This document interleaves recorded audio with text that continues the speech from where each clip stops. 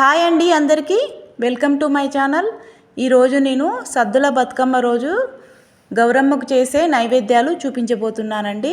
అందులో ఫస్ట్ వచ్చేసి బియ్యం పిండితో చేసే ముద్దలండి. నెక్స్ట్ మొక్కజొన్నలతో చేసే సత్తుపిండి ముద్దలండి. మనము సద్దుల బతుకమ్మ రోజు గౌరమ్మకు 5 రకాల నైవేద్యాలు పెడతాం కదండి. అందులో ఈ 2 నైవేద్యాలు చూపించానండి. ఇంకా నెక్స్ట్ పల్లి నువ్వులు కొబ్బరి లడ్డూలు కూడా సేమ్ ఇదే విధంగా చేసుకోవచ్చండి.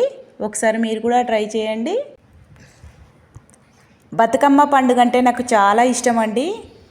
నేను బతుకమ్మ సంబరాలను బాగా జరుపుకున్నానండి. మీరు కూడా బతుకమ్మ సంబరాలు ఎలా జరుపుకున్నారో నాకు కామెంట్ చేయండి. ఇంతేనండి, చాలా ఈజీగా చేసుకోవచ్చు.